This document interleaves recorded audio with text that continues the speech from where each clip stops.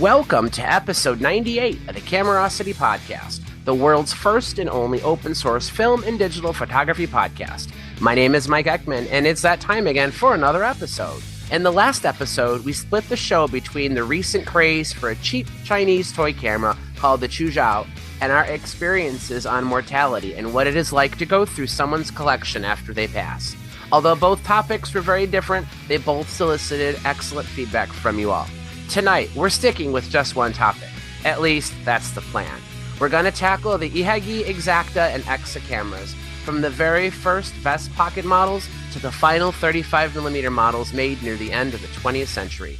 Before we get started, let's do some introductions. From Saskatchewan, Canada, is a man with no Exaktas, Mr. Stephen Strangeways. Hey, Stephen, will tonight's episode be a good test of your gas resistance? You're going to have to ask me a couple of hours, maybe a couple of days afterwards. We'll see how it goes. Next, from Yellow Springs, Ohio, is someone who has the opposite problem as Stephen, with too many Exaktas, is Mr. Paul Reibel. Hey, Paul, will you be selling anything during tonight's recording? We should certainly hope so, shouldn't we? And finally, from Gainesville, Florida, is a man with just the right number of Exaktas. 4. Hey, Anthony, how do you maintain such a perfect balance of cameras? The right camera at the right time at the right place. Okay, I can see a bunch of faces in the waiting room. Let's get these introductions over with and start letting people in.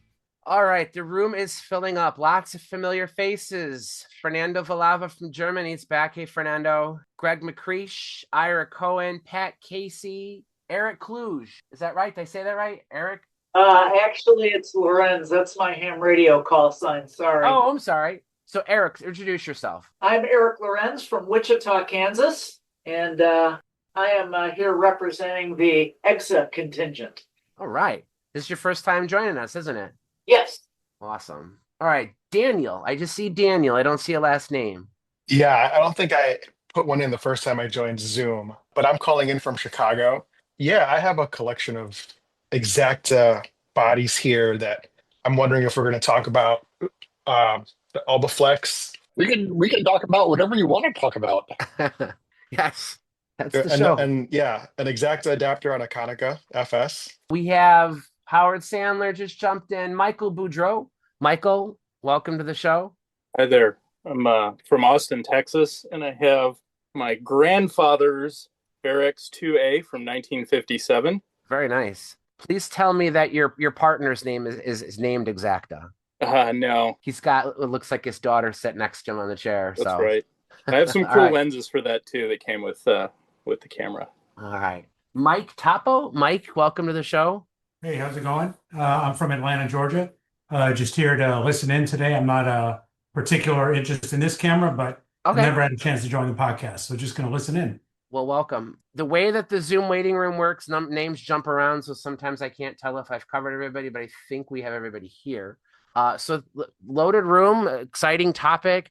It's a brand of cameras that I made a comment recently on Discord is that once you start to accept your role as a camera collector, meaning you've somehow accumulated more than 3 or 4, I've always felt like Exakta cameras, you can almost have kind of an accidental collection of, they just seem to show up.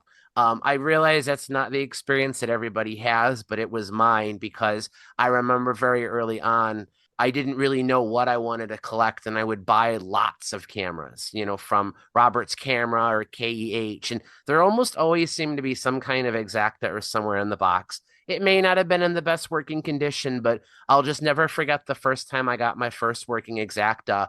And I loved how terribly different it was compared to anything I had been used to before, with the left-handed shutter release, the left-handed film wind, the earlier models with the waist level viewfinder, which I think, honestly, I think an Exakta was the very first waist level 35mm camera I ever used, to the wonderfully complicated and scary slow speed escapement that most of them have, where the self timer and the slow shutter speeds are operated by the same dial.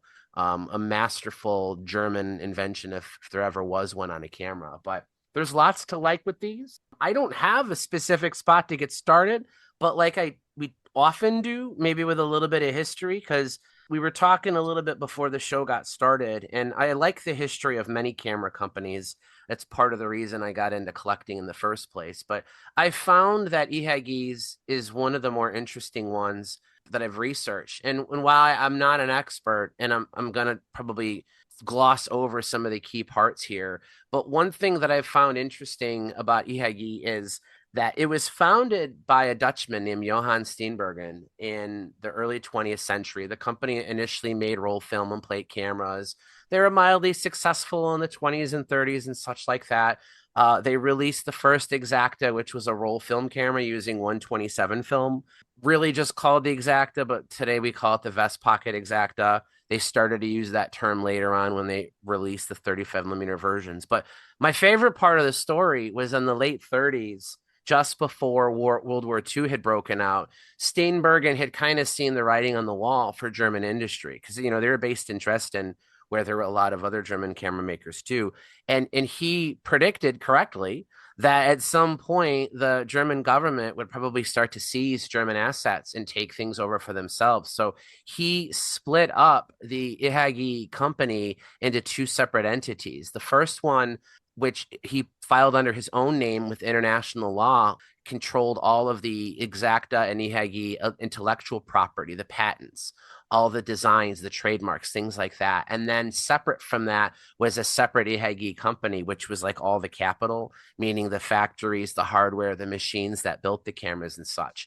And he thought that if the Germans came calling for his factory and would seize his company, they can only take the physical stuff. Like, he didn't want them to have legal rights to his trademarks and all of his work. And it actually worked. That did happen. We all know that eventually the East German government, Soviet controlled after the war, continued to produce Exaktas, but they were sort of stuck in a spot where the Soviet government in control of East Germany didn't want to piss off a lot of the other European countries. And Steenbergen, by that time, had become an ambassador of sorts to the Netherlands. And he had a bit of political clout in Europe.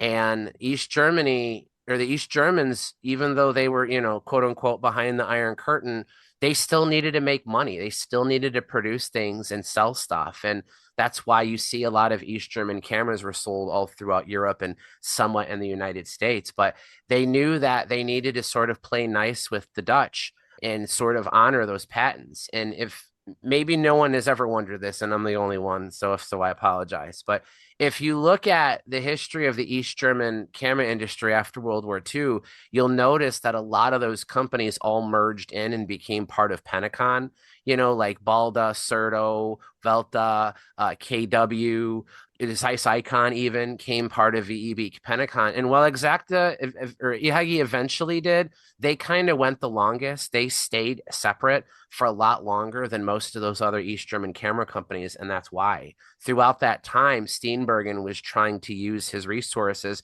to basically get his company back. And it took him a while, but in the 60s, he was able to create his own version of Ihagee, which was called Ihagee West. And it was founded in Berlin on the West German side. And he made a couple cameras under his own name, which I hope we'll be able to get to a little bit later. So I'll stop there because this is a very deep wormhole and I don't want to spend too much time on the history, but I just think that that's really cool because I can't think of too many times in history where the owner of a company said, you know what? I feel like the writing's on the wall for me. I'm going to split my company up into two parts, which should give me the rights to hold on to at least some of what I've done, what I've accomplished if the government starts to become unfriendly to what I've done. As we know, a lot of great cameras were produced. The Exakta system, specifically the 35 millimeter ones, became like not only the first SLR, but the first professional system. I mean, they made a bazillion accessories, lenses. I mean, we think of that the M42 screw mount, was often referred to as the universal mount because so many different companies used it. But I mean, the Exakta mount predates the M42 mount by more than a decade. So, back then, if you wanted to make a camera lens and you wanted people to be able to buy it, you had to make it available with the Exakta mount. So that's why, for those of us who like to collect lenses, that's why there's so many options from so many different companies back then. Mike, is it true that Exakta, though they made the cameras, never made a lens? I don't know if that's true, honestly, but it probably is. I mean, I can't think of any Ihagee branded lenses, but there were several lenses made called Exaktars. A lot of them would have the name in it, but that very likely was produced by some other companies. But it's very possible, yeah. I mean, and honestly, if you think about it, that's true of a lot of German companies back then because Zeiss and Schneider and all those other companies were so big as optics companies, they usually would rely on a lot of those other lenses made from. I mean, French companies, there's Angenieux lenses in exact amount. Kilfit made lenses in exact amount. Eventually, the Japanese did too. So you could be right. I mean, that's part of the history that I've seen that in writing, Yeah. but I never really knew. I don't remember. I mean, I know the Exaktars, but they were basically a cheap everyman lens for some of the cheaper later model 60s vintage. Don't forget also that Topcon used exact mount lenses also. Right. Yeah, speaking of history, the last Exakta was made in 2000, very recently, here in Nuremberg, Germany. That's the Exakta 66, beautiful. Right. 6 by Beautiful 6. camera. It's almost easier to say who didn't make lenses for Exaktas than it is to say who did. I mean, every ISCO made them, Steinhill made them, of course, Zeiss made them. Well, the one that is popularly considered to be the crowning glory of all the lenses made for Exakta was the 58 millimeter Biotar, which is still today is a very, very sought after lens. Despite how many of them were made, people still will snap them up at high prices. Canon even made an exact amount lens. They made only one of them, but there is a Canon exact amount 50 millimeter lens that they made for Mamiya for the Prismat. I didn't know that. That's interesting. And Howard was asking about other Exakta mount cameras other than Topcon. Were there any other camera manufacturers that used the mount for their camera bodies? I'm glad you asked that question, Howard and Steven, because before the show, I had thought of a couple fun trivia questions that I thought at some point in this show we could go over, but so early on, let's start with some of the trivia. And that's actually was one of my questions was how many different companies made a camera that used the exact amount. And Topcon is probably the easiest one to think of because not all, because they eventually had their own, the UV mount, which was completely different. But the good Topcons, like the R in the RE and the RE Super and the RE2, the Super DM, all those really tough, high quality interchangeable lens SLRs use the exact amount. And I kind of already spilled the beans. Mamiya made a couple Prismats that use the exact amount. Ira, I have a feeling you have one of these. There is a Japanese company called Takiwa Seiki. It made a camera called the First Flex 35 that has the exact amount. Do you have one of those? Yep. Yeah, I'm sure you do somewhere. I'll be damned if I know where it is, but did that have a leaf shutter or a focal plane shutter? Neither. It was like a single speed, one of those trap shutters like the Exa does. So it only had a single shutter speed. It was a very basic camera.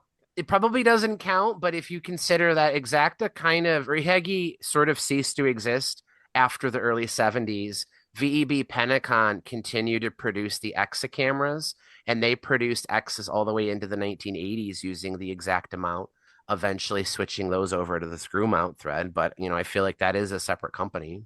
For those who've never handled the 127 Exaktas, if you squint your eyes and hold them about 5 feet away from your face, they do really look a lot like the 35 millimeters. They have that similar trapezoidal body. The shutter release is in about the same position. They use the same typeface, that kind of fancy script logo. The early ones have a waist level finder, just like the early Exaktas do. The film advance lever is in the same position. They have that similar, there was, I don't want to get into too many differences. There's something called the Night Exaktas, the regular Exaktas, the Exakta A, the B. Some of them didn't have the slow speed governor, but most of them do. So you can sometimes find these. The Night Exakta. So here's a trivia piece for you, Ira. What's that? 2-part question. Are all Night Exaktas black? No. Right. If you do have a black Exakta, does that guarantee that it is a Night Exakta? No, because I just showed you the other one. They could have switched. It has a different lens mount than the regular kind. And why do they make a different lens mount? Your guess is as good as mine. For faster lenses. In German, it's Nacht. The reason they call them Night Exaktas is because they redesigned the lens mount with a larger throat to be able to handle. And actually, it's slightly not true. You can mount regular VP Exakta lenses to the Night Exaktas. They just mount upside down, but they do still screw in. The biggest difference is that the shroud is too small on the regular cameras for the larger diameter lenses to mount. So they had to change it a little bit to be able to mount like the faster. There's an 8 centimeter f2 biotar. There were a couple other really fast lenses that they made for it. That's what this one is there too. So here's a tip for anybody looking to get one of these cameras. If you're ever looking on eBay and you see two black Exaktas that are the 127 roll film, they look very similar. And because the lenses can be swapped, the presence of a f2 biotar does not guarantee whether it is. The easiest way to tell the difference between a Night Exakta and a not Night Exakta is in the location of the serial number. On the regular VP Exaktas, the serial number is on the lens mount. On the Night Exaktas, the serial number is on the back of the viewfinder. So it's just a small little thing you can quickly see if, let's say, you're browsing an eBay auction and you see one of these cameras. And there are chrome Night Exaktas. They are not all black, even though the word night might suggest black. That's kind of a tip that I learned, that they changed the location on the Night Exaktas to have the serial number at the top of the viewfinder. You can't really see it, but trust me, it's there. These are fun cameras. They're probably the highest spec interchangeable lens 127 SLRs that were ever made. There were a few like Pilot SLRs. There was the KW Pilot TLR, which also was its 127 camera. There's the Baby Flex, which is another 127 SLR, but that's a pretty basic camera. So if you're a big fan of 127 cameras and you're looking for something with interchangeable lenses that's fairly high end, the Vest Pocket Exaktas are definitely right up your alley. They have the Cameroflex and the Comoflex too. Yeah, there's others too. I can't remember all of them, but there's not many. Like that's, to me, if that was the question, is what's the highest end 127 SLR, and I would go with the Exakta. They moved over to the 35 millimeter cameras in 1936. Because they already had given the early ones the Exakta name, they continue to use that name, but they refer to them as Kine Exaktas, Kine meaning cinema film for 35 millimeter film. And the cameras are very similar. These are the ones that most of us know. The pre-war ones all had waist level finders. They did not make pentaprism models until after the war. So if you have an interchangeable viewfinder camera or one with a pentaprism on it, it's got to be a post-war model. What's the identifying feature besides IRA? Anybody else know what is the identifying feature of the very first 35 millimeter Exakta? A clue, as I mentioned it like an episode ago. He's cheating. Does anybody know what's the identifier for the very first model? The logo, the style. No. All right, Ira, you can say it. It's the window in the front of the waist level viewfinder. It's round. It's round. The later ones are square. Yeah, they changed that right away. A neat feature that I didn't realize that these cameras had until after I was playing with them, but there is on the upper left corner, like assuming you're holding the camera with the back to you, in the upper left corner of the viewfinder hood is a little pin that goes up and down. And when the viewfinder is in the closed position, that pin is down and it'll prevent you from firing the shutter. There is a shutter lock on these where you cannot fire the shutter if the viewfinder is not open. Once you open the viewfinder, that pin goes up and you can fire the shutter now. So that feature does not exist on the later models. So if you're looking to find an early, and that's not just the round model, that's all the early ones. But if you're looking at a very early Exakta and you're winding it and pushing the shutter release and it doesn't want to fire, make sure the viewfinder is open. Because if it's not, it's locked. Okay, Mike, did that model have a name? Like an official name? Or was it just the Exakta? Just the Exakta. It's Kine Exakta. What was it? It's called the Kine Exakta. Okay, that's what I wondered. It was a Kine Exakta. I probably said it wrong. I say Kine, whatever, Kine. That's never written anywhere on the camera or any of the packaging for it. But if you do look at Ihagee's advertising material from around that time, they did identify them as Vest Pocket Exaktas and Kine Exaktas as well. We've talked about how, like Canon, especially with their rangefinders, every time they changed even one thing, they gave it a different model number. Some companies didn't do that. They just kept reusing the same name. So that forces collectors like us to start to try and identify all the different variations. Did someone say something?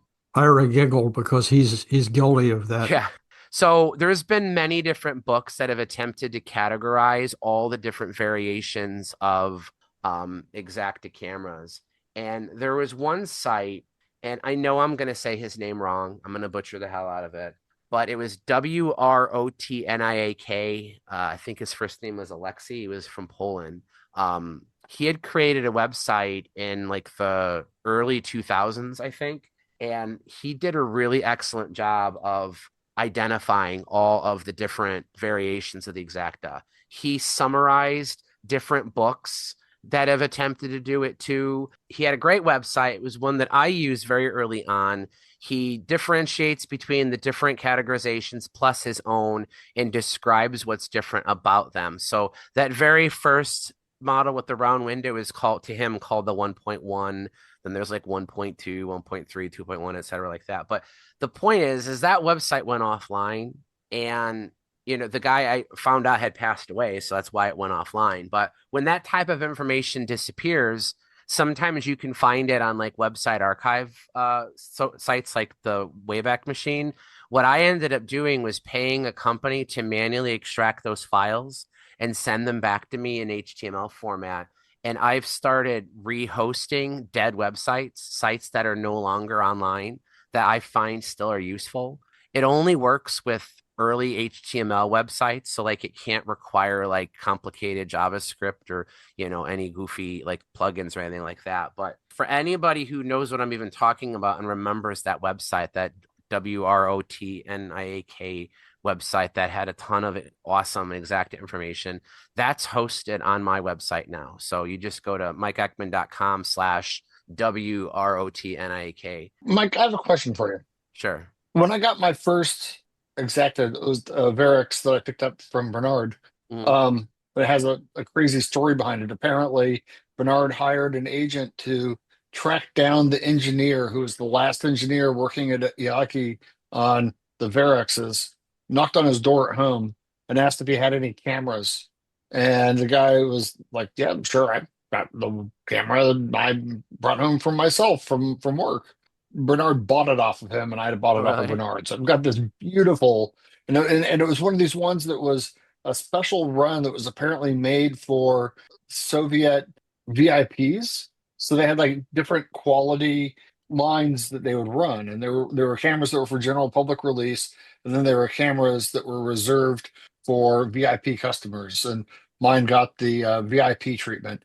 It works like clockwork. I love shooting with that camera. But my question I was going to ask you is that when I picked up that camera and I was trying to do my own research about the history of Ihagee and of Exakta, there was an American collector, and I think he might have been up in the Michigan area. The name Captain Jack has stuck in my head, but there was a.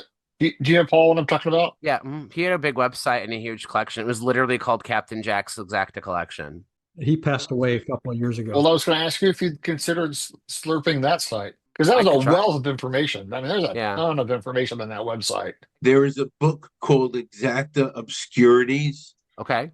Written by a guy named Gary Cohen. Okay. And it's co-written by Klaus Rademacher. Now, Klaus used to be a big seller on eBay called Exaklaus. So if anybody wants to know about the history of these things, that's definitely the book to pick up. Yeah, absolutely. Let me show you what the cover looks like. I've never seen that before. Yeah. I actually don't have a single Exakta book. I kind of wish I did. I've sort of relied on some of these websites. But yeah, I'll look into seeing if I could rescue Captain Jack's site. I remember for a while, Paul, that somebody was selling. Wasn't it the Westbourne photo? They were selling the Captain Jack's collection for a while there. I seem to remember that. I think he's Australian. He was outside the U.S. He passed away in the 2015s. There is another website called Captain Jack's Kine Exakta page on Exakta file. but that's no longer found either. So, Okay. but no, he was a great resource for people like me, who was not Sure. as deep into it as you were. Yeah. But he also sold things on, I don't know if it was eBay or somewhere, but Yeah. I might have bought something from him at I one mean, point. Ihagee.org is an awesome site too. That's actually I kind of briefly mentioned at the end of the last show. I had been wanting to do an Exacta episode for quite a while, and the guy who ran that was Hugo Ruiz, Ruys, and I had exchanged emails with him a couple times several years ago. But I knew he had some health problems, and sadly, he did pass away. But there's a large number of people who've dedicated a huge amount of information into researching Exactas because, for one, they're extremely plentiful. They made tons of these cameras, but there's also so many different variations between them. There's fascinating differences. Anthony mentioned the Exakta Varex. You'll hear that term a lot. Varex was a trademark that another company in the United States had. I actually think it was Argus, but I could be wrong on that. But any Exakta Varex that's sold in the United States is just called a VX. So if you ever see a VX2 or an Exakta VX, that's the same thing as the Varex. And what that means is it has the interchangeable viewfinder. So non-Varex or non-VX Exactas have a fixed waist level viewfinder. All of the pre-war ones have fixed viewfinders, and a small number of early post-war ones had fixed viewfinders as well. But once they released the Varexes in the 1950s, they pretty much all had that. And then that opened up the door for metered prisms. There were a couple companies that made aftermarket metered prisms that would take a meter reading and display it on the top of the camera through the viewfinder. Obviously you can attach microscope attachments and precision viewfinders and such like that. Are all viewfinders for Exactas interchangeable? Like, is there any non-compatibility you have to worry about? I think there's a wide, so like you can change the Exacta in some of the Exas. I don't know. The East German Exactas are all compatible. All right. So I just took an Exa and I tried to put a viewfinder and it fit. So I was able to swap it. So there are some that probably don't, but out here, this is an Exa and it has the viewfinder from a VX on it. The Exa 500, which was later wasn't it also the Exakta 500, that did have a prism. Yeah, but the Exakta 500 was just like the Exakta 1000, just minus the top speed. That's how company used to make them cheaper. So to answer the question, a large number of them can be switched, but there are some exceptions. And here's a tip I learned from somebody just a few days ago. I wound up buying a collection of 19 Exactas, which overloaded me on Exakta for about 3 weeks. But the Exakta prisms, the focusing screen is actually part of the prism. It's on the bottom of the bottom of the finder. Mm-hmm. Those things, because they're out there hanging in the breeze, the Fresnel lens gets dirty. They get scratched easily. They fingerprint oil on them. Get dirty. Well, what you can do to clean them is take a high quality Scotch tape and just start layering it onto the Fresnel, onto the frosted glass. And it'll pick up all the crap that was on it without causing any marring. I had one that was just horrible, and it cleaned up to where it looked like brand new. Yeah. And that's kind of a disadvantage, in my opinion, because like when you think of like a Nikon F, Miranda's, a huge number of 35 millimeter cameras where they have interchangeable viewfinders. If you have the prism and you want to shoot it at waist level, you just take the prism off and you could use it. There's a hood usually that those cameras have available to help shield it from light, but the hood isn't absolutely necessary for it to work. You can shoot a Nikon F or an F2 or an F3 by simply removing the prism. With an Exakta, you cannot do that because when you remove the prism, the ground glass is part of it. So when you look down inside of an Exakta or an Exa with the prism removed, there's nothing there. You're looking at the mirror. You can't compose an image on that. You absolutely have to buy a waist level finder with its own ground glass in it and insert it back in order to use it at waist level. So if you're one of those people who like going back and forth between an eye level prism and a waist level finder, you actually need to have the proper waist level finder for the camera you want to use. So Yeah, tons of variations in the 35 millimeter cameras. Trying to continue moving forward here. There was a major change to the design of the Exaktas around, looks like late 50s, early 60s. The model that most people think of is the Varex 2B. Then in 67, there was the VX1000, also known as the TL VX1000, the Elbeflex. Someone had asked about the Elbeflex. They're all the same camera, and that has a completely different body. It looks similar. It's a similar shape. A lot of the controls are still in the same locations. They still have interchangeable lenses that are swappable between the two. But the big feature for these cameras is the inclusion of an instant return mirror, which significantly modernized the use of the camera. So an instant return mirror is when you press the shutter release, does the mirror automatically drop back down so that you continue looking through the viewfinder. All previous models did not have an instant return mirror. So that means when you would fire the shutter, the mirror would flip up, darkening the viewfinder, and it would stay there until you wound the camera again. So for somebody, in my opinion, who's interested in getting into Exaktas, but maybe some of the earlier ones are just a little bit too quirky for them. In my opinion, the VX1000 and those models, the VX500, those are a nice compromise between a somewhat more modern camera while still having most of the quirks and appeal of the earlier models. That's the one, Paul, I had you send Alyssa because she really liked that one. And you had a couple of them too, don't you still? Yeah, I still got a few of them. Daniel just posted something about the viewfinders on the VX1000. Okay, what is it? I tried to see if I could interchange the Elbeflex with an RTL 1000, and they're not interchangeable. No. I would have been really shocked if they were, but they're not. But I was going to ask if you had seen, I don't know how long ago it was, but there was a Kickstarter, or there was going to be a Kickstarter about reviving the Elbeflex. I wrote about that earlier this year, actually. I called it the perilous promises of crowdsourced cameras, and that was one of the ones I highlighted. There was supposed to be a new Ukrainian/German company that was reviving the Ihagee name, and they wanted to produce an all-new camera called the Elbeflex. And keen-eyed internet sleuths, when they first saw the early mock-ups of this camera, they're like, man, that camera looks really familiar. And within minutes, people were able to deduce that what it actually was the Kiev 19M from the late 80s, which was a Soviet era SLR that ironically has the Nikon F mount. So what it looked like they were doing was simply re-releasing that camera. Unfortunately, not only did they fail to meet their Kickstarter goal, but the company went bankrupt really shortly after that. So almost nothing came of it.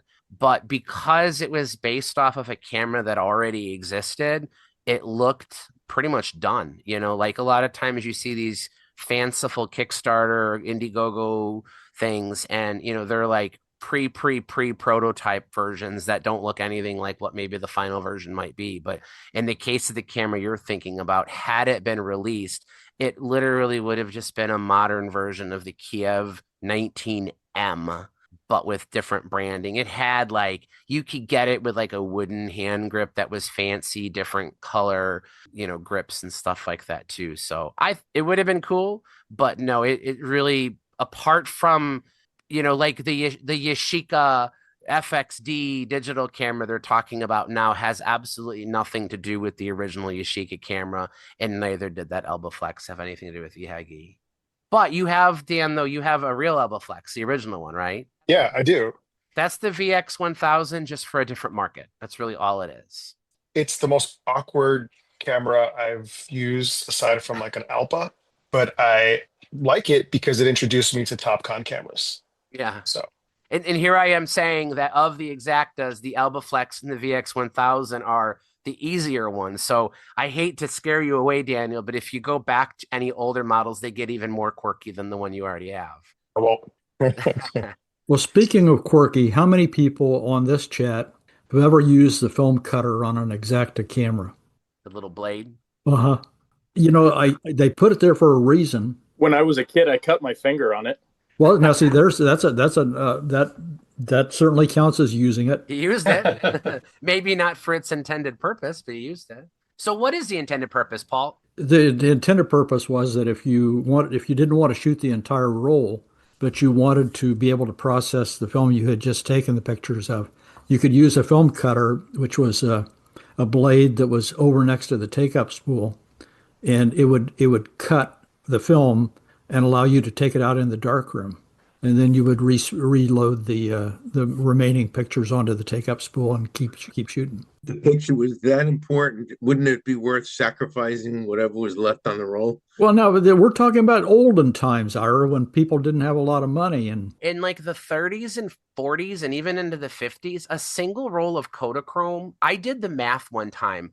I went and found some old like back issues of like Popular Photography from that era and found like back of magazine ads where they were advertising the prices of film.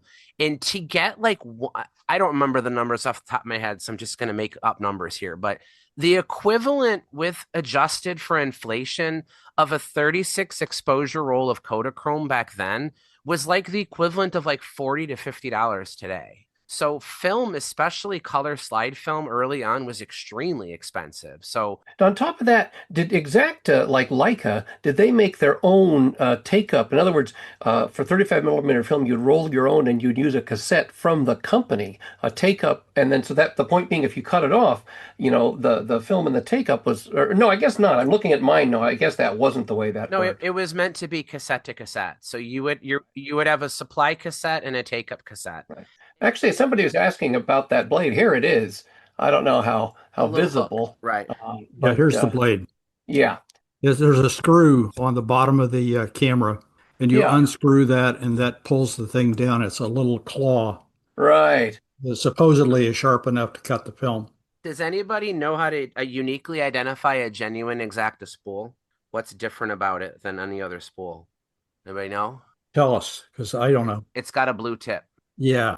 If you see one with a green tip, those are for the Exas. You don't have to use these. You can use like a generic one, but sometimes the film won't line up correctly. Like sometimes we've talked about this with early Zeiss Icon cameras. Sometimes part of the image will overlap the sprockets a little bit.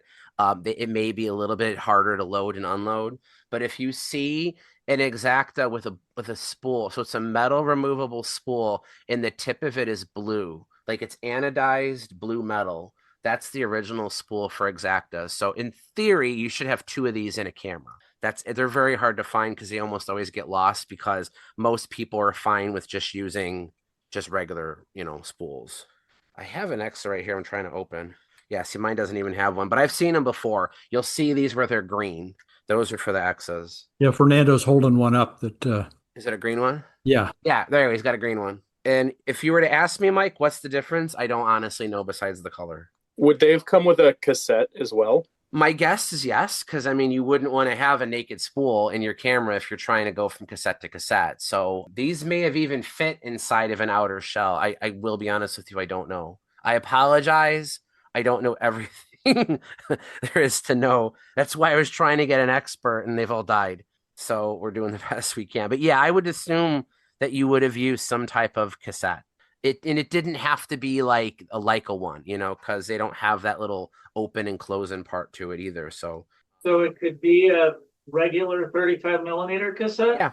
Mm-hmm. Yeah, but that's how most people do it. Like if you're going to load in film, you're going to put in a regular Kodak or Fuji or whatever 35 millimeter cassette on the supply side, and you're going to use just a generic take-up spool on the take-up side. Or if you wanted to, you could just get like a snap cap, like a Kodak snap cap, or any reloadable cassette if you wanted to, and you could open it up. You could attach the leader to it if you wanted to, and close it all back up and make that be your take-up side. So you could create your own cassette-to-cassette film transport using reloadable cassettes if you so chose. And then that would allow you to use that slicer, that film slicer. On something like the Exa, would there be any advantage in terms of stability travel across the film plane and using a cassette over just a naked spool? It shouldn't be any difference. You know, the only thing that I'd be concerned about is that on the film cassette, you actually have the felt trap. It isn't completely round. You've got a lip where the felt trap is, and it would need to have enough clearance to fit in there. I'm not sure it would do that on an Exa. It probably would on an Exakta. I'm looking at mine, and I don't see anything that would indicate a problem. Fernando's got one right there. Fernando, does it look to you like it would fit? Yes, it fits when I align the groove. So it goes in fine. That goes in okay. Yeah, so you could do that. And for what it's worth, the Exas don't have that blade, so you can't do the cassette to cassette on the Exas. We kind of glossed over it, but the Exa was meant to be a more cost-effective model because the Exaktas had gotten so successful.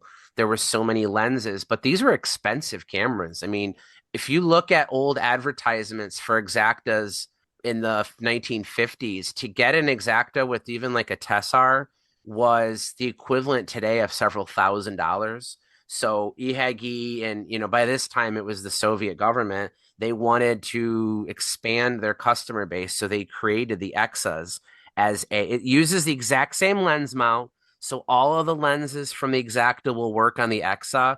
It was like what Nikon or Nippon Kogaku did with the Nikkor Met and the Nikkor X's. They wanted to create a lineup of less expensive cameras so that people could maybe start with some lenses and potentially upgrade to the full system later. So that's the Exa is to the Exakta as what the Nikkor Met is to the Nikon F and F2. Well, that ad I just held up was from the November 1957 issue of U.S. Camera, and it shows a guy's little boy, taking a picture of dad using his Exa. Yeah. Mm-hmm. And let's see, the Exa with the waist level finder and the 50-29 Meritar was $79.50. Yeah, so that's probably less than half of what an Exakta of the same era would have cost. Half the letters, half the price. The three lenses they have in this ad are a 35-45 Meyer Primagon, which was $59.50, a 100mm 2.8 Meyer Trioplan for $59.50, and the 100mm 4.5 Iskanar for $25. Wow. And those are what I always refer to as the B lens makers. Those 4.5 lenses pair great with the max shutter speed of 125. So what more do you need? Yeah. Right. And then you could use those same lenses on an Exakta, or if you had some extra money, or maybe bought a used lens from a professional photographer, you could put a Biotar on an Exa if you so wish to.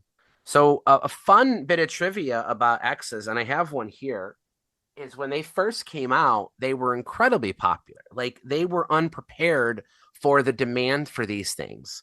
It's similar to the story of when Olympus created the first pen, they outsourced production of the original pens to another company, and they could not keep up with demand. So Olympus had to take it over and continue pumping them out. Well, in this case, it was the opposite. Ihagee was making the Exas, but demand was greatly surpassing the supply.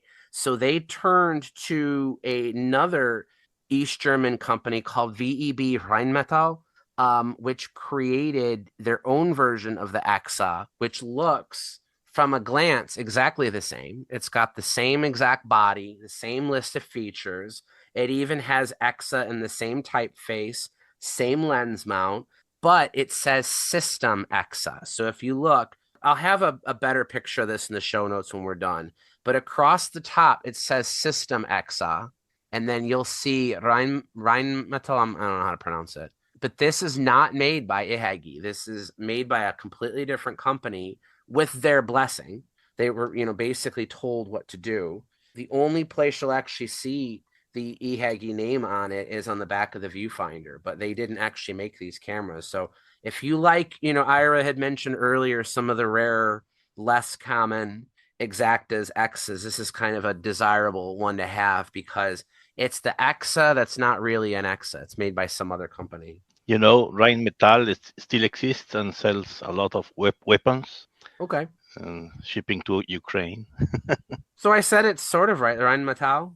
I pronounced it not too bad. No, it's okay. Rheinmetall. Well, you're German, so hey, I trust I trust your pronunciation. You can say Rheinmetall. Rhein. One of the cool things about the Exa was the finish of the covering. It's sort of like 1951 Chevrolet seat covers, with a texture on it that is really actually very nice. I mean, I'm making fun of it. I don't really mean to. It really feels good in your hand. Something that a lot of the Japanese manufacturers could have adopted. It's interesting you say that, because I have an Ihagee Exa and I have the System Exa side by side, and the System Exa definitely has a shinier finish. It's much more chrome looking than the Ihagee Exa, which is a little bit duller, or more of a matte finish, I should say. Were there a number of different variations of the Exa also? Like in this magazine ad, the one that they have pictured appears to have 2 flash contacts on the left side of the body, but the one that I have has 4. According to the website that I mentioned earlier, he lists a total of 1, 2, 3, 4, 5, 6, 7, 8, 9, 10, 11, 12, 13, 14, 15, 16, 17, 18, 19, 20, 22, 23 different variations of the Exa. So I would answer that as yes. Sounds almost like an Argus C3. I always figured that the Exa was like the Trabant of German cameras. Well, hey, wait a minute. You say that in a bad way. Trabants were wonderful vehicles. No, I don't say that in a bad way. Okay, all right. Just so we clarify here, the Trabis were cheap and cheerful. Well, my son's father-in-law came from Hungary. He was driving a Trabant one time. He stopped for a light, and a horse started eating the car. It was like paper mache or something. So that people can hear other voices, can somebody describe how the shutter on an Exa works? Isn't it a mirror shutter? Yeah, but like describe for someone listening on the show who's never seen one of these before, the Exa does not use a focal plane shutter, nor is it a leaf shutter. It's its own type of shutter. But does someone want to maybe try and take a stab at describing it without being able to show it? It kind of looks like the scoop from the front of a dump truck with a mirror on one side of it, with a pivot in the middle of it, and that whole unit sort of swings down at one of 3 speeds and then winds back up. So there's no actual shutter. It's just a solid single piece that swings down, and that's how I describe it. It's very rudimentary, but it works. Mirror goes up and something comes down, and if everything worked right, it took a picture. What fascinated me was there were no moving parts to it. So it's a shutter where this whole assembly swings back and forth, but there's nothing in the shutter itself that moves. And so you've got a spring that has different tensions on it, and it pulls it through at different rates. And so like I've got 2 of the early Exas, and it's got like a little stick shift on the top where it's got 3 different speeds that you can select. If you take one of those cameras and remove the lens, you can see it. So what Anthony's describing is, picture the reflex mirror on any normal SLR. It has that, right? If you set the shifter, do you have yours in front of you, Anthony? I don't. Okay. If anybody does, set your shifter to the B position with the shutter cocked, the mirror is down. You press and hold the shutter release. The mirror flips up like it should on any other camera, but there's like a gate that's below the mirror that stays open. And the gate has its own flap, for lack of a better word. And when that flap is open, light is passing through it to the film gate. And then when you let go of the shutter release, that gate shuts. So it's all like what Ira kind of said earlier. It's basically the reflex mirror has a bottom piece with a gate that there's a delay based on whichever speed you've selected, from 1/50th down to 25. That delay dictates when the mirror flips up what the delay is before that gate shuts. And then in bulb mode, it just stays open for as long as you hold the button down. But it's, in my opinion, a genius design. It doesn't go very fast. Like you're not going to get 1/1000th shutter speeds out of something like this. But for how simple it was, I have no empirical evidence of this, but I would guess that there is a greater chance of finding an old Exa with a good shutter than an Exakta, because less parts, there's no cloth, it's all metal, so there's no pinholes, no tears. In theory, I'm sure there's lubricants that could probably dry up, but beyond that, though, I feel as though sometimes the simpler shutters have a better chance of surviving time. It's still working. So, Mike, if we were comparing this to a focal plane shutter, would the mirror be the first curtain and the gate would be the second curtain? Is that correct? What I'm understanding? Mm-hmm. So the mirror is blocking the light path. You're in bulb mode, or any mode, I guess you'd say. Fire the shutter. On a focal plane shutter, the first curtain opens and the second curtain has a delay. Well, on the Exa, the mirror flips open, leaving the gate down. And then when the exposure time has reached its limit, the delay, the gate shuts, thus closing the hole and acting as the second curtain. It's neither a leaf nor a focal plane shutter. Well, there is an exception. Okay, what is that? 500. 500. The very later Exas did go back to a focal plane shutter. You're right. What interestingly is horizontal. It goes up and down. Moves up and down. Vertical, not horizontal. Vertical. Yeah. There you go. I honestly don't have one of those. So Fernando is showing us a focal plane shutter, but is it cloth or is it metal? Cloth. So it's a cloth. So the Zenit 16 does that. The Leica CL does that too. Oh, yes. It has a shutter that goes up and down instead of left to right. There's a few other cameras that did that. The Nichromat? Well, that's a Copal though. I'm talking a single curtain that just goes up and down instead of individual blades. Right. All right. Okay, so let's keep moving on. Let's keep going. We're already an hour into this. I would post a question in the chat room about what is the possibility of finding a working Exakta at this time. And Paul mentioned there's a problem with pinholes in the shutters. Honestly, I've never had an issue with it. I've got 2 working X's and 2 working Exaktas, and some are in absolutely pristine mint condition, and some are rode hard and put away wet. And I've been really happy in that I've never had an issue with one not working.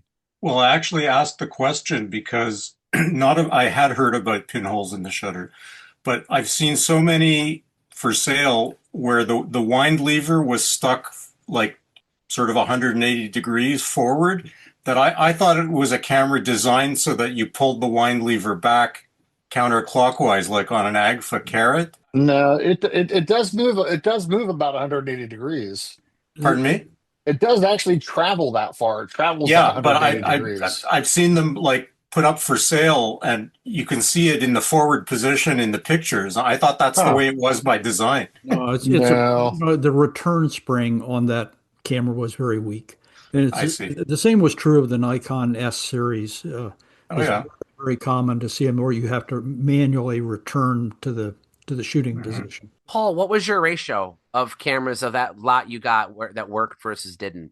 The guy that I got them from was a tool maker, and he lived locally, and I found it on Craigslist.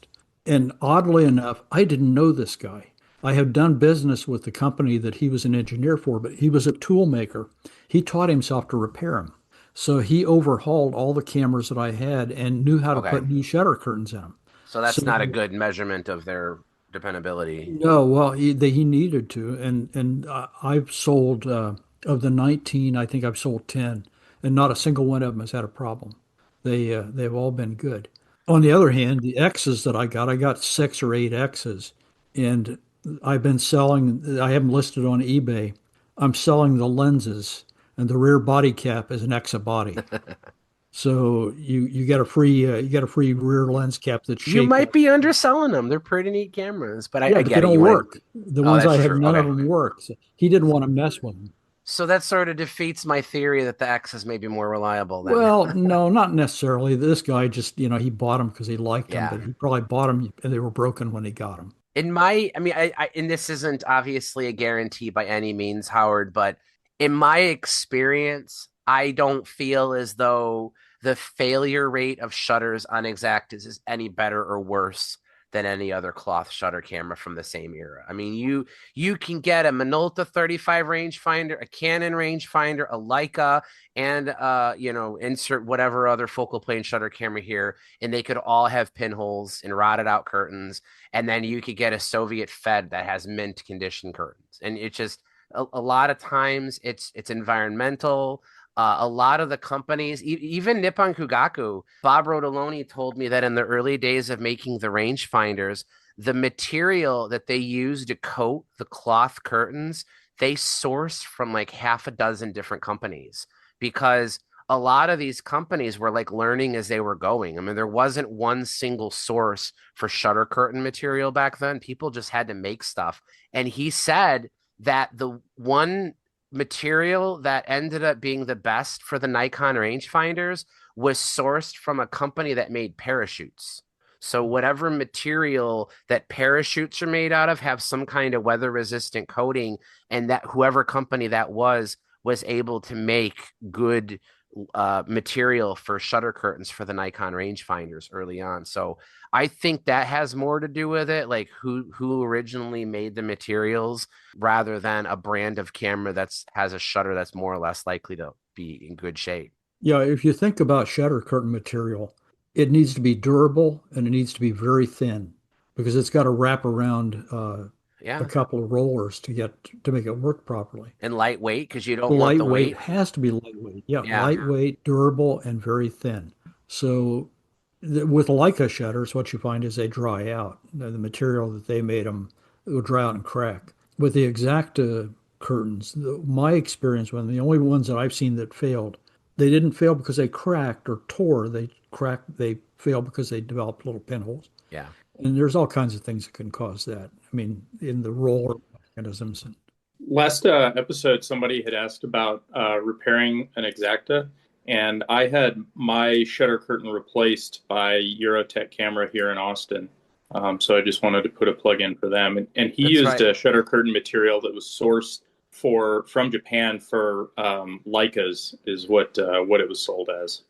I actually think that as long as it's the right size, you can use shutter curtain material for any camera. There's nothing magical about it other than it must meet that criteria that Paul was saying is durable, flexible, and lightweight. I fix the curtains with this. Nail polish? But it has to be this brand, Wet and Wild. Wet and Wild, okay. Because this is flexible. We're going to have to get them to sponsor the show. That's the official shutter repair material of Camerosity Podcast. Michael, were you the one that recommended Eurotech? I think I jumped in on it. Okay. The guy posted on Facebook. But yeah, I've had him work on several of my cameras, and he's done a really good job. Yeah. Except one time I had him work on a big compound number 5 shutter for a 14-inch Kodak Ektar, one of these big leaf shutters, and he handed it back to me in a Ziploc bag and said he couldn't fix it. Oh, no. Very fair prices and great quality work. That's awesome. And he does a lot of European ones, because I went to his website and I added him to my worldwide camera repair list, and he had listed a couple, like he can do Soviet cameras too. Yeah, he was trained in a factory in the former Soviet Union. Yeah. Worked there putting bacon grease or whale oil on the cameras or whatever. But you walk into his shop and he's got piles of Exaktas all over, just floor to ceiling, broken cameras, fixed cameras, in progress cameras, and probably 50 or 100 Exaktas. That's good information to have. I wish I had known that a month and a half ago when I was in Austin. I would have wanted to stop by and see this, but that's great to know. And that goes to anybody listening on the show. I mean, if there is a camera repair person that you recommend, it would be better if you had firsthand experience with it. But if you don't, I still want to know about it, because I do maintain that list, and I know a lot of people reference it, and I just want to have a single place for people to go, because I get questions all the time. I mean, there was literally one just the other day on Discord about where to send robots.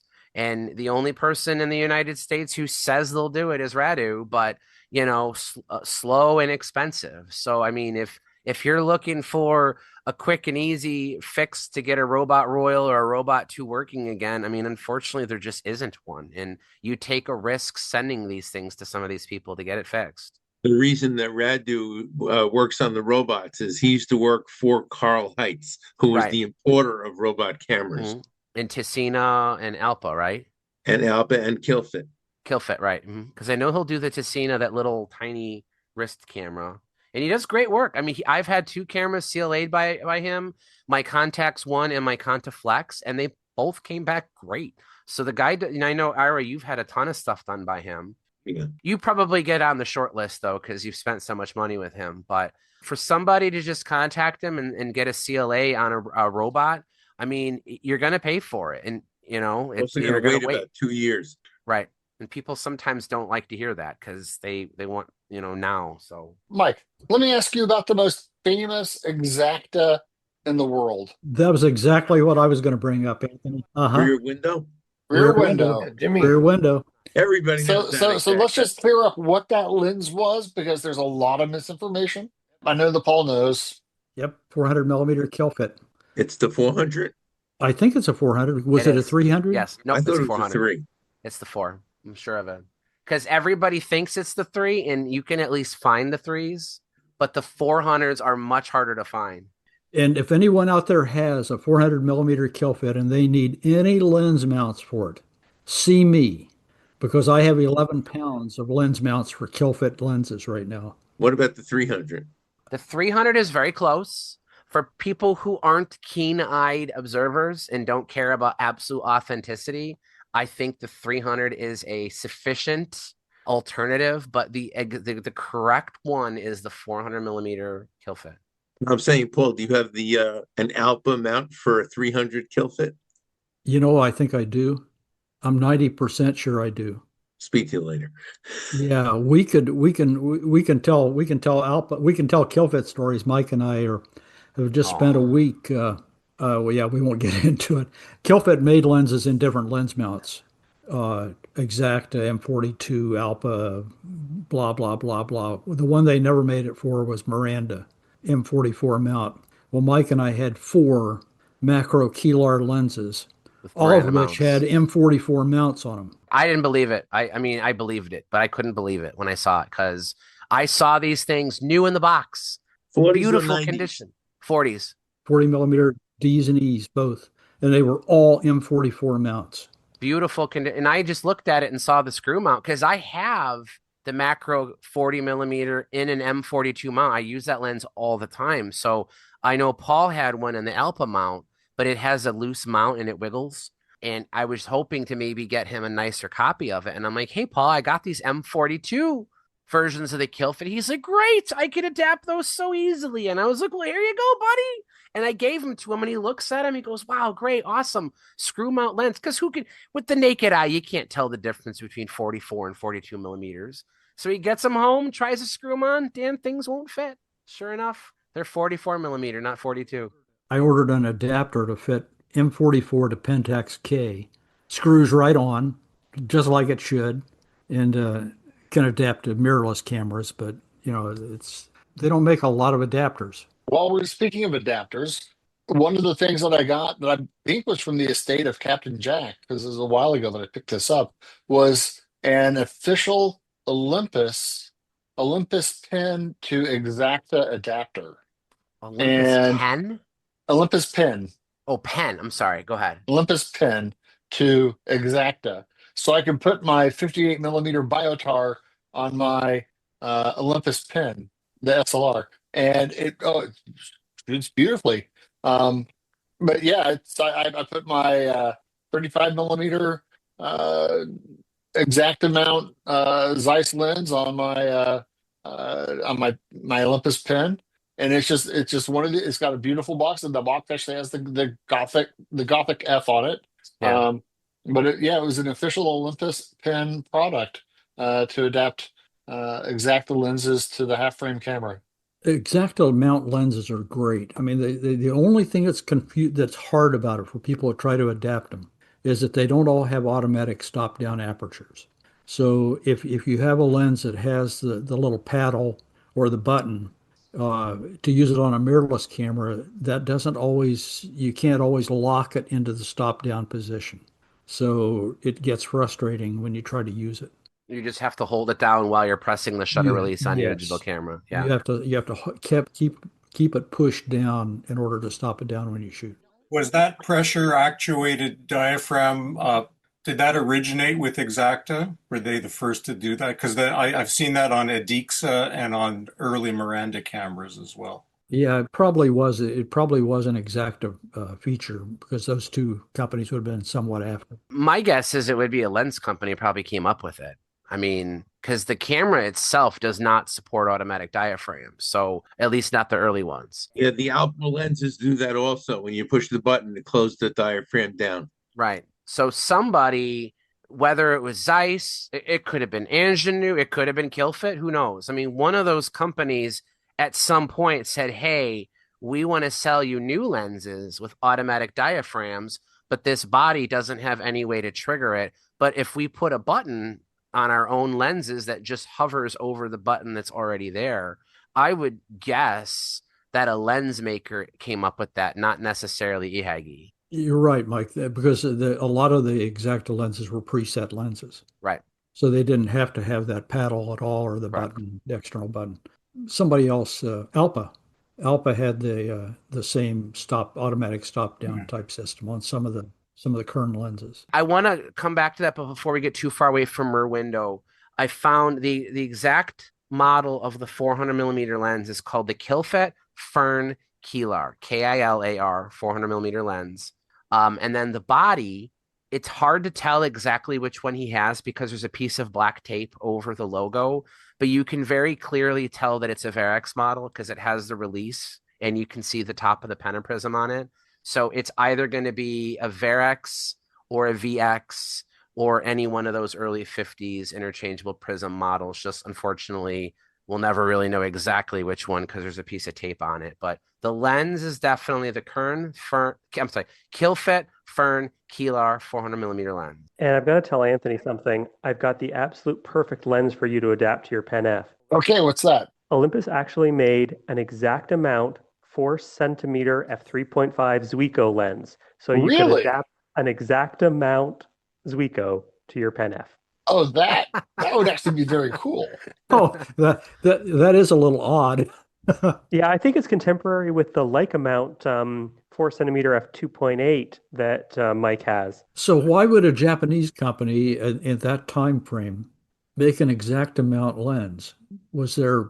I have absolutely no idea. I don't know if anyone really knows. They did the Leica mount and the Exakta mount. They just seem to be selling off lenses that they had available. Like there's some suspicion that it was from the 35 series of cameras, that it's optically the same, and they just put it in a mount and sold it. And we're trying to do that because Olympus was making lenses before they even made cameras. So could have been something they just want to try. Camera Wiki actually has a fairly decent page on that lens for the Zuiko 4 centimeter f3.5 for Exakta. And whoever wrote this, Stephen, drew a similar conclusion that it came out at the same time as the Leica thread mount lens.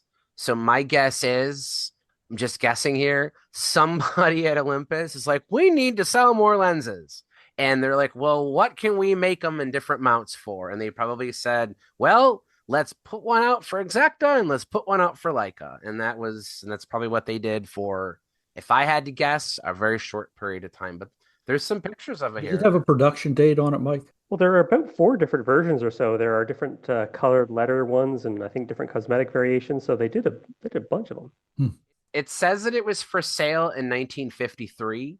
So obviously the production probably would have been slightly before that. For how long, exactly when, nobody probably knows. But it would appear, based on what Stephen just said, with how many different variations, it actually looks like the Exakta lenses are more common than the Leica thread mount lenses are. Because I think there's only one variation of that one. For the Leica, they would have had to incorporate a cam into the back of the lens for focusing, and with the Exakta mount, they wouldn't need to, just the helical. Correct. So yeah, a lot easier to make changes to it without going to a lot of expense. You can also find Zuiko lenses built into other cameras, like the Mamiya 6. Mamiya 6 was available with Zuiko lens, and there were some twin lens reflexes. I feel like an Elbeflex. I might be wrong. The Elbeflex, yep, very good. Elbeflex has had them. Aries Flex had them. A bunch of people had them. Well, I mean, Olympus started out as a lens maker. I mean, that's what their earliest products were. So their Zuiko lenses were quite good, at least comparable to a Nikkor lens, any of the other Japanese lens makers. Most of those companies, quote unquote, cut their teeth making pretty good lenses. Well, you know what else this means, right? What's that? It means that in the eyes of Olympus, an Exakta is just as good as a Leica. Speaking of weird lenses, I have this one that I haven't seen much online about. It's a Steinheil Autoquinaron 35 millimeter instead of the much more common 50 millimeter. It's a 35 2.8. Yeah. And it's really interesting because the focus goes past 0.75 meters, a single focus down to like 20 inches away. And in fact, you have to give it extra exposure because of like the bellows factor just from the fall off from it. But it's crazy sharp, and at 2.8 and focused up to nothing, it gives crazy bokeh. I don't know if you can see this, Michael. Here's my Quinon 1.9. So I can focus it. Watch the lens. Macro? That's the macro. It's still going. Still going. I mean, I've turned this lens like 4 times. So that's a single 50 millimeter lens. It focuses. I'm looking at Iris' face right now, and I'm about to hit the monitor before he comes into focus. So this thing goes insanely close. I'm looking for one of those in a 42 mount. No, I only have this one in Exakta mount. It's pretty neat though. So, quick question. Sure. Going slightly off topic of lenses, because this is the only X I have, and probably the only foray that I will make into the Exakta realm. Were all the models of the Exa, or were there any Exakta models? I just noticed when I was playing with this again, because I hadn't had it out for a while, that this actually, the wind actually winds in reverse, which would lead me to believe that no, you couldn't use a cassette to roll the film into. It actually winds the film backwards on the wind side. Was it only the X's that did that? Yeah, you go left to right instead of right to left. That's a thing I've never noticed before. I don't think I've ever shot any of my X's. I'm going to go with that is unique to the X's. That is, they probably did that to simplify it, is my guess. I've used this camera a couple times. I had to go back and look in my records. I bought this in 1993 at the Kane County Flea Market in St. Charles, Illinois, and I bought it for $25 from whoever I bought it from. And based on McEwen's book that I had from a year later, it might have been worth $10 more if I was lucky. So yeah. This is a duh moment for myself. You literally look at an Exa, the film advance knob's on the right, on an Exakta, the film advance lever's on the left. So the two cameras have opposite direction. Well, the Exa would be the normal orientation from left to right, whereas Exaktas are right to left. Except instead of winding the film, out, normally where the back would be out, it's winding it reverse. So that answers my question of why there's different spools for the Exakta versus the Exa. The blue tipped one for the Exakta and the green tipped one for the Exa is if one winds clockwise and the other winds counterclockwise, the orientation of the clip needs to be opposite too. That would probably be why there are different spools and that they color coded them. And I'll throw one more thing out real quick. I made the rookie mistake, looking at when you look at the printing on the camera, at first I thought it said Ihagee, not Ihagee. Ihagee. All these years I thought it was a T. You should look at it, you can't really tell that it's an obvious I. The German script for the I can look like a T, it can look like a J. I thought it was a J. Ihagee, you'll see. Go on eBay and literally search for Ihagee. You'll get at least a couple matches. It is definitely Ihagee. Ihagee is a pronunciation of the letters IHG, which itself is an abbreviation for something really, really long in German. I don't remember what it is. So it is definitely an I. Industrie- und Handelsgesellschaft. So there you go. Thank you, Fernando. We have way too many Exaktas we haven't touched yet. So we've talked about the Vest Pockets. We've talked about the Kine, the 35 millimeter ones. We've talked about the Exas. There were 2 medium format ones. Anthony, when you were about to ask me about the world's most famous Exakta, I actually thought you were going in a different direction and wanting to talk about the vertical Exakta 66. That's infamous. Infamous, because you shot it. And then there was the pre-war and very early post-war, the vertical ones. Both of them are 6x6 medium format SLRs. Both have waist level viewfinders, but the early ones, once again, retain the trapezoidal body shape of both the Vest Pocket Exaktas and the 35mm Exaktas. The trapezoidal body shape is not just for aesthetics. If you look at the bottom of it, you'll see it has 2 feet at the ends and one in the middle. So the camera will always sit upright instead of falling down nose first. That's very good design that they had. It just makes it. See, I always find that when I'm gripping a camera, when it's going away from my fingers, it's harder to grip. I want it to be coming closer to me, not away from. So I always wished Exaktas had a hand grip to help them handle a little bit better. But they did make 2 different medium format cameras.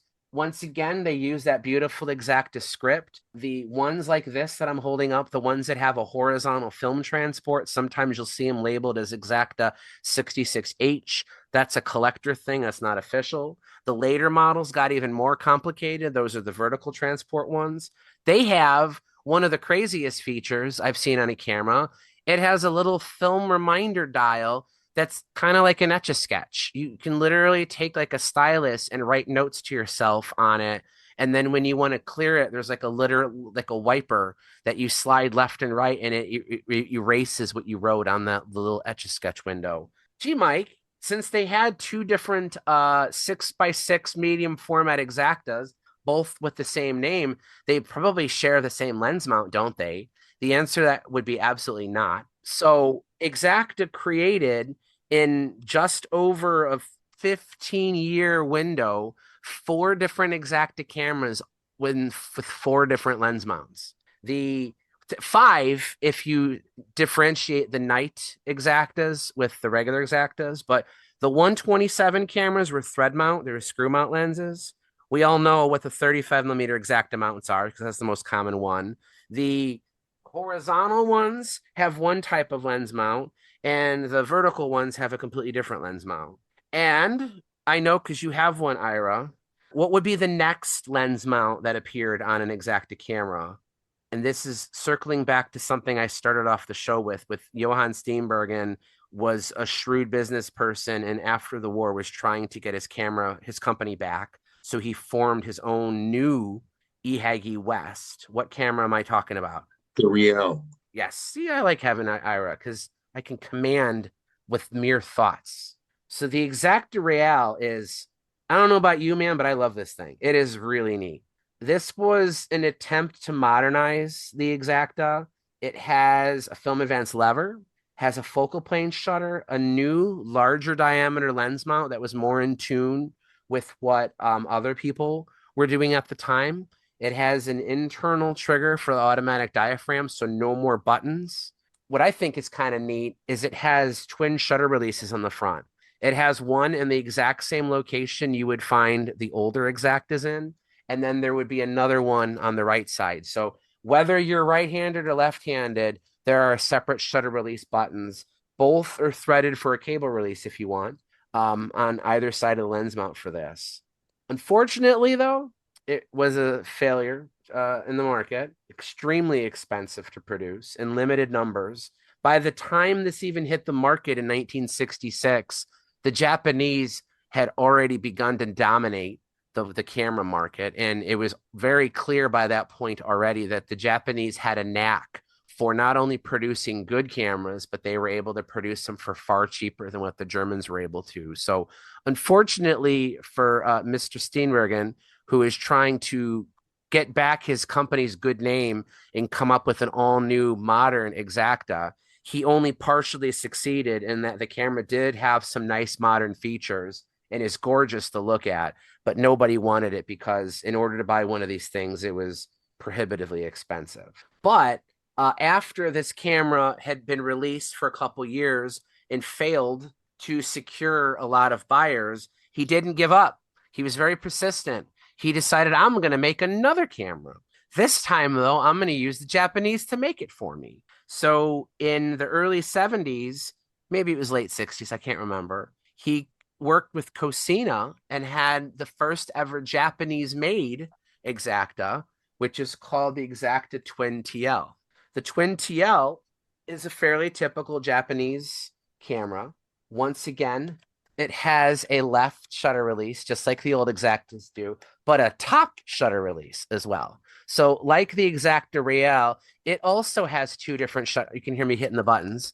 There's one on the top of the camera where you would expect to find it in a Japanese SLR, but there's also a paddle on the side for those left-handed photographers who really like to use their left index finger to fire the shutter. Wouldn't have a Copal square shutter? Let me open it up.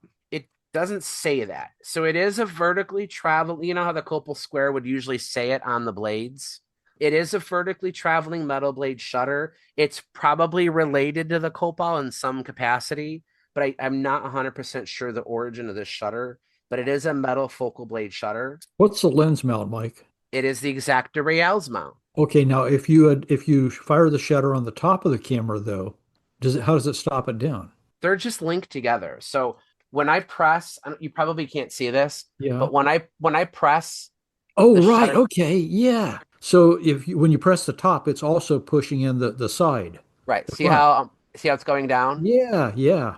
So Wow. it's internally, there's probably only one real shutter release, and the two buttons probably have a linkage that merge together at the same point. So they work exactly the same way. So this camera, the Twin TL, which I think was only available in black, has the Exakta Real's bayonet lens mount. But if that's not wild enough for you, let's say you really were in the early 70s, really wanted an Exakta camera, but couldn't afford a German-made camera, but liked the appeal of these Japanese Cosina-made Exaktas, but did not want to enter into a brand new lens mount that could one day go extinct, they had the Exakta Twin TL42, which just simply has the M42 screw mount. So you could get this exact same camera, once again, with the two shutter releases. It's not working right now. This one's actually broken, but it does have the M42 thread mount on it. So the circle of Exakta is complete. These are West German Ihagee West, made in Japan, Exakta SLRs, one which has the Real mount and one which has the M42 mount. Are there any other lenses made in the Real mount? They probably made a wide and a tele is my guess, but no other camera besides those two used it. Yeah. So the Exakta Real and the Twin TL, the original version, both use the exact same mount. And in fact, my Real came from Kurt and it had a 2.8 Exaktar lens on it. But when I bought this Cosina made one, it had a 1.8 lens on it. It looked exactly the same, so I just swapped the two. So I put the 1.8 on the Real and put the 2.8 on the Japanese camera. Is the lens say made in Japan also? The 2.8 is Germany, and the 1.8, yeah, it does say made in Japan. So yes, the 1.8 does say made in Japan. So just don't look at that. But it looks nice. It looks like it belongs on the camera. There are some sources that say the Twin TL was made by both Cosina and also Petri. Possible. I'm going to stick with Cosina, though, because Petri by that time cameras really sucked. Well, there are some that definitely were made by Petri, apparently. The TL, like the 500, the 1000, maybe even the 2000. So maybe they work together, outsourced or something, possibly? Yeah, it's where things get kind of messy when people are just trying to figure out without proper documentation who actually made something. This was my other trivia question I mentioned earlier. How many different lens mounts can be found on a camera sold as an Exakta? We've already covered the 127 cameras as one, the 35 millimeter is two, the horizontal 66 is three, the vertical 66 is four, the Exakta Real mount is five, the M42 mount on that one camera is six, plus at one point you could actually get Exas with the M42 as well. But Cosina continued to make Exakta cameras into the 80s with a lineup of cameras completely unrelated to anything German at all, but they were sold as Exaktas, called the HS series. And before the show, I was trying to find one on eBay unsuccessfully called the HS2, which is a rebadged Cosina CT1 Super, aka the Nikon FM10, the Shinnon CM7, the Ricoh KR5 Super 2, the Miranda MS1 Super, the Petri GX1 Super, review numerous Vivitar SLRs. So Cosina was just churning these things out left and right with any number of names on it. But one of those names was Exakta. And what lens mount did it have? But the Pentax K mount. So it is possible to have a Exakta branded camera that uses Pentax K mount lenses for a total of 7. There's But one then, more. One there's more. one more. And I think Fernando mentioned it at the top of the show, right? The very last Exakta, the 66. Mm-hmm. Doesn't it's a what P6. lens mount? P6 lens mount. The Pentagon 6 or the Practice 6. The Practice 6. Oh, I got another one too. Oh, is there more? What is it? There's more. Another one, the last of the HS series, the HS50, was a rebranded Chinese Seagull, and it has a Minolta MD mount. Oh, doggy, you found a white whale. So 9. The total is 9. You know, I think Theo might have one of those. I think I sent him one. I think Kurt had one, and Theo bought it from me. Well, because I do have a couple Seagulls with the Minolta mount. Yeah. So the fact that there is a Seagull that uses a Minolta mount is actually completely on par. But the fact that somebody at one time sold an Exakta rebranded Seagull camera with a Minolta SR mount is just wild. So the total is 9. And then we mentioned earlier, Canon once made a Exakta mount lens for the Mamiya, one of the Prismats. Is Exakta a camera for collecting and not really so amenable to shooting? Like, there's cameras that collectors would love. When I hear that there's 9 lens mounts for Exaktas, and like, if you're, I guess, what's the term, completionist collector, that you want to have everything of some brand, that'll drive you, like, wow, there's an opportunity. But as somebody who likes to get film cameras to shoot and just try different kinds of cameras, that's like, oh, I don't want to touch Exakta. It's just too many variants, and the lenses might not be compatible. And now, people shoot Exaktas, and they because all they are the V series, the VXs or the Varexes. Probably 90% of the Exaktas that are out there are those models that use the Exakta lens mount. And, there are several different models, but I know a lot of people that take pictures with Exakta. I absolutely love shooting my Varex. Yeah. I shoot it all the time. It's quirky. It's left-handed. It's got the crazy 180-degree wind on the film advance, but the lenses are fantastic. I mean, really, the 58 Biotar that Paul talks about, I've got 2 different iterations of it, and they're both beautiful lenses to shoot. The 35 I've got for it is fantastic, and I'm also a design freak, and they just holding it in your hand and having that trapezoidal body shape, and everything about it just says this is a cool, uniquely over-engineered German mid-century modern cool thing of technology. And I actually love it for that. I will say that the 6x6 that I got to shoot, Paul's, I only got to put one roll through it, but that was a camera that, in the end of the day, I wasn't interested in it because it was a camera that you couldn't shoot without having the Butkus manual open on your phone at the same time. Because it had so many steps that had to be done in the right order. And the manual even said, if you don't do these in the right order, you'll break the camera. Yeah. And I was so afraid that I was going to somehow break Paul's camera that, I was almost afraid to press the shutter button on it. It had nice results. I mean, it's one of these cameras where the viewfinder was kind of dim. Maybe a cleaning would help with that. Maybe you could put a bright screen in it that would work. But other than that, it was, it shot perfectly fine and gave great results. Again, another great lens. But that particular camera had quirks that only that camera had. And it was like there was nothing that you could carry over from your knowledge of shooting other cameras that would allow you to shoot that camera without risking that camera, without looking at the damn manual while you're shooting it. I mean, I agree with Anthony. I'm looking at one right now, and I can't even tell you what all the buttons and knobs even do on it. Like, it's not obvious. Like, advancing the film and cocking the shutter are 2 completely different steps.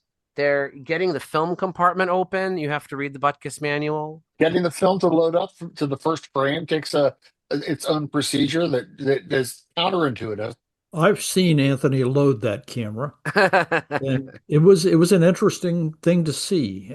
And what's so dumb is the earlier pre-war Exakta 66. I'm not going to say that's an easy camera either, but it's way more normal looking. I mean, it has a really cool lever on the bottom for advancing. I mean, it has, the shutter release is in a normal location. The shutter speed dial looks like it does on the 35 millimeter cameras.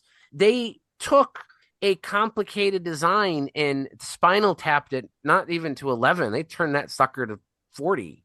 I mean, they went out of their way to make that later Exakta 66 as complicated as possible for seemingly no reason. But to go back to the comment, I agree with Anthony. These are wonderful cameras.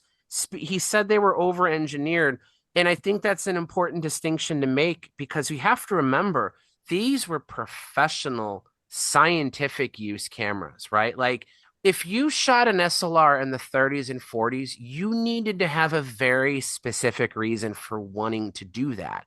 That's why almost everybody else, press photographers, portrait photographers, casual photographers, everybody else used rangefinders or Rolleiflexes or whatever, because 35 millimeter SLRs in that era had several drawbacks that made them less than ideal to use.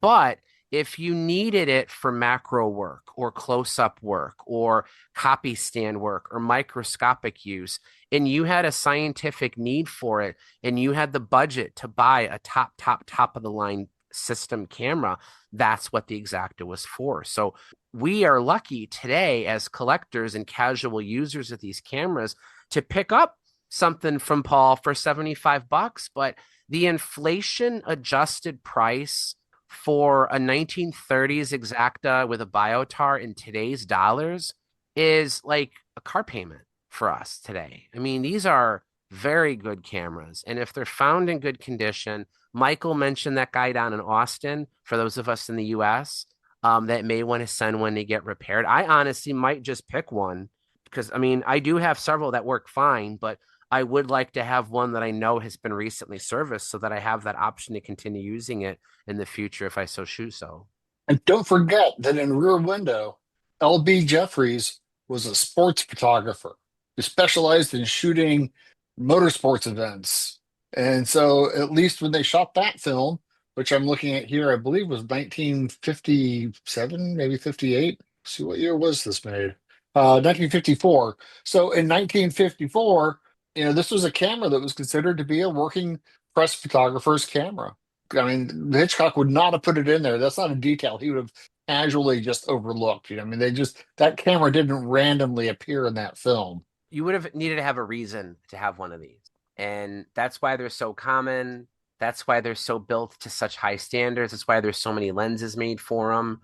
And they are quirky and they are fun. And we've talked on this show many times how if you give me a camera that works exactly the same as everything else out there, I'm going to yawn. I'm not going to be that excited about it. I like cameras that are weird. Maybe not to the 66 one that Anthony shot. That's like a little too far. But once you get used to them, though, they're not that bad. I don't think they're hard at all. Left-handed shutter release. Oh, real quick, another advantage to the VX1000 and that Elbeflex that Michael has, one improvement that they made in addition to the instant return mirror is the wind lever is no longer like 270 degrees. It's like 200 degrees. It's a little bit shorter. Still long. It's something you can at least do in one motion of your thumb rather than like every time I wind a Varex. I don't know about you, Anthony. Do you feel like you have to like wind it and then kind of pass it from your thumb to your index finger to continue winding it? Yes, and you also have to the one design flaw that I think about with that camera is that the strap lug, if you put a strap on the camera, it's almost inevitably going to catch on that winding lever as it's going to try to flap back. Like you can't have tension on your camera with the strap because the strap will get in the way of the actuation of the advance. So you literally have to pick it up and let the strap drop slack so that you've got this space to advance the frame. These things were used in a lab. Usually, people weren't walking around at the zoo with their kids with them, so I don't think they thought of that back then. But one more appeal. So let's say you're interested in an old Exakta, but it's just too weird for you to shoot, and you're just on the fence. Like, should I even waste my time getting it? If you're like me and you have a thing for auditory sounds, the mechanical tick tick tick tick tick, and the cool noises that mechanical devices make, get an Exakta, read the manual. You got to do that because you got to figure out how to use it. But the slow speed escapement is wonderful. I love the way it sounds. Here is the sound of an Exakta's slow speed escapement and self-timer working. I'm going to wind it up and do a 3-second shutter speed twice. Then I'm going to do it again and do a 12-second self-timer plus 3-second slow shutter speed. Here we go.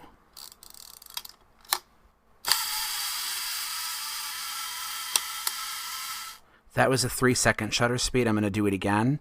Wind the camera. Wind the escapement. Press the shutter release. Now I'm going to do the same thing, but with the self-timer engaged. Wind the camera. Wind the escapement. Change it so that the self-timer is on. And now I press the shutter release.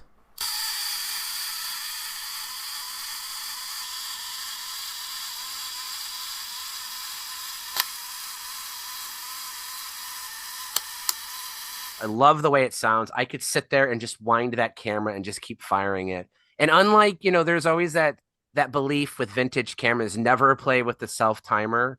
I've never, ever found an Exakta where it wasn't working. Even if the shutter has holes in it and it's completely rotted out, usually, no, I shouldn't say usually, every time I've ever gotten the most junkiest Exakta, that escapement still works. It's so cool. We have 10 minutes to talk about Topcons.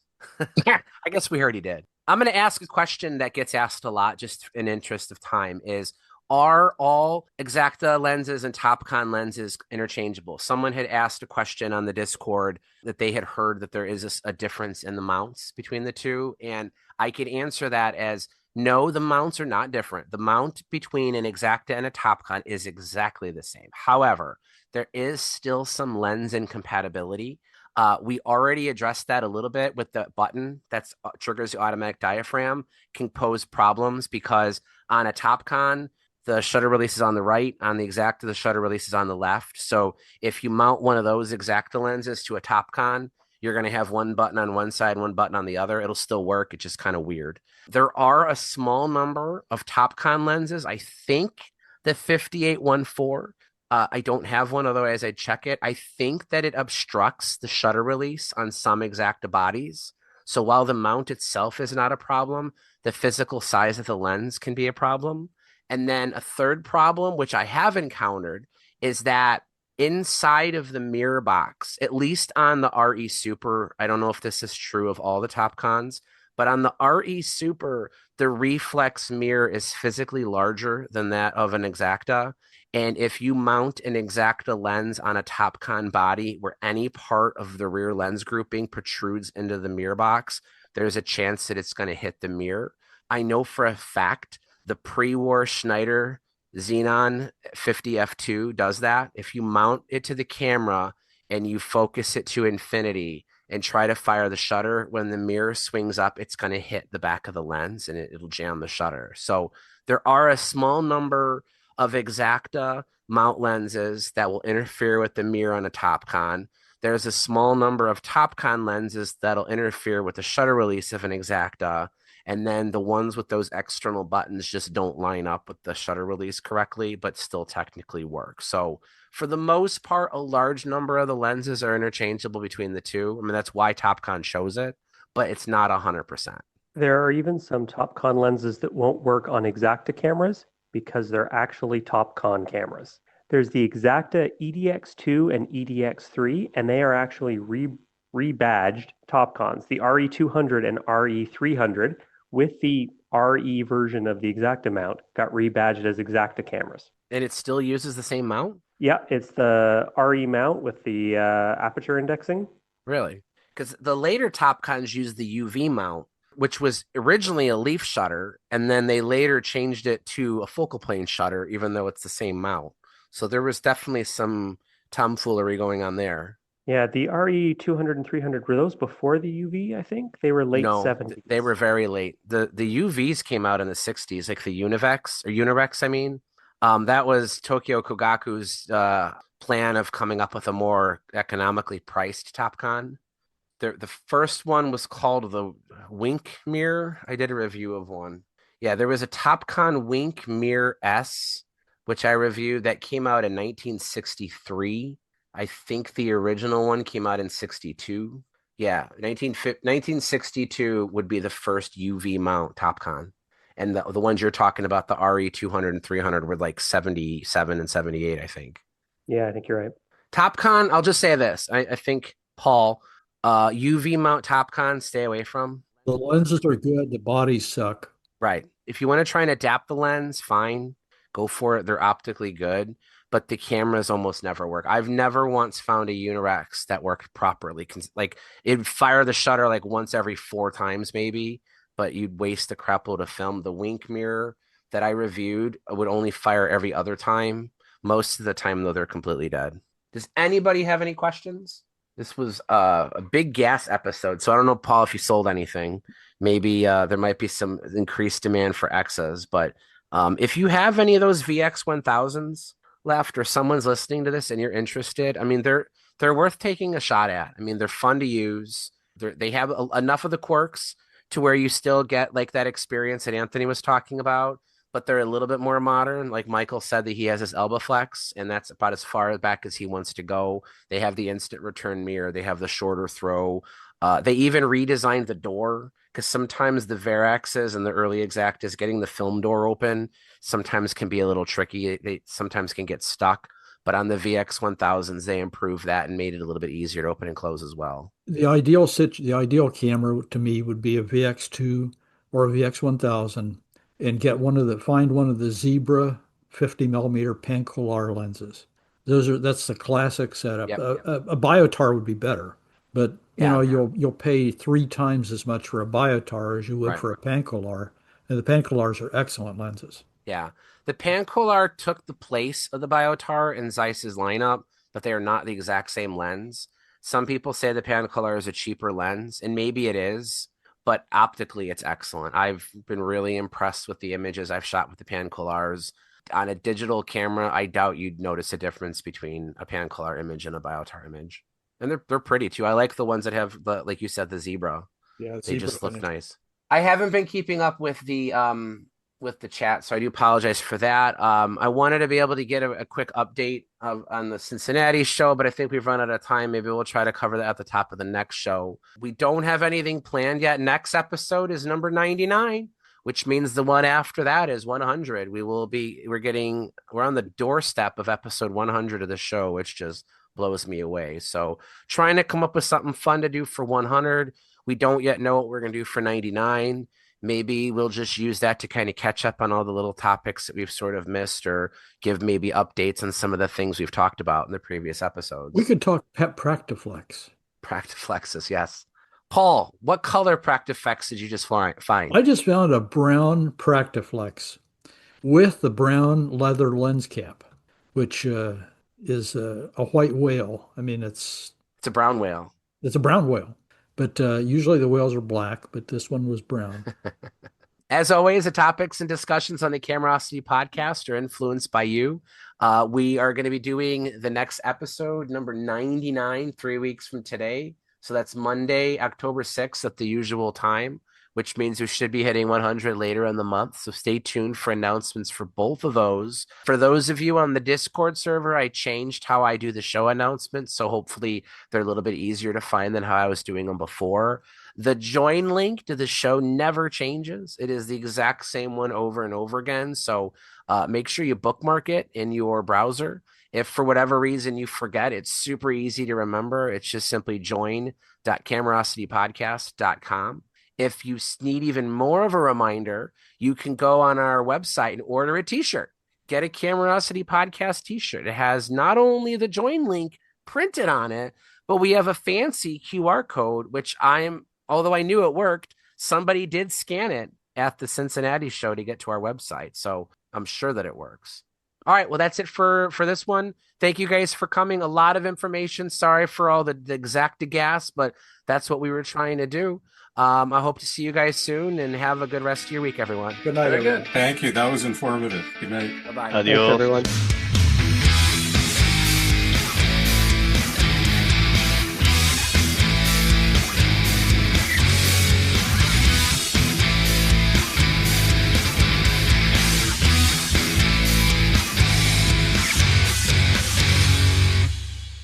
I can't imagine getting that sick from from meat. I almost died from a bad hamburger. I mean, E. coli, toxigenic E. coli.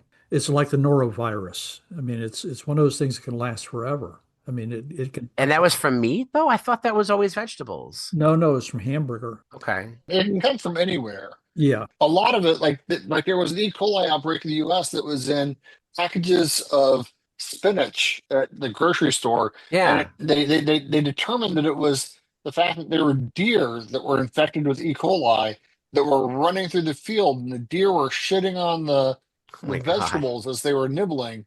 And so this deer scat had E. coli in it, and it was brushing up against the spinach, and it got packaged, and people didn't wash it correctly, and that's how they got it. So E. coli doesn't have to come from meat. It can, it's one of these things that's passed through fecal matter. So you said deer, what causes it? Deer shit. The deer were infected, and they were pooping on the spinach. You said a word, though. What was the word? Scat. Scat. Is that another word for poop? Yeah. Okay. Never heard it before. It's usually like wildlife poop is called scat. So if you had a lot of it, you could be called like the scat man, maybe? Yeah, absolutely. Do bop, do bop, do bop. I'm a scat man. Do bop, do bop, do bop. I'm a scat Do man. bop, do bop, do bop. Do bop, do bop, do bop.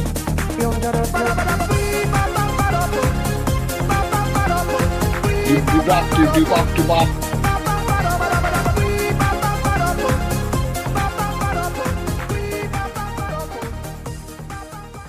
Good night, Mike. Good night, Mikey. I'm coming up with good material for after the show here. It's going to be awesome.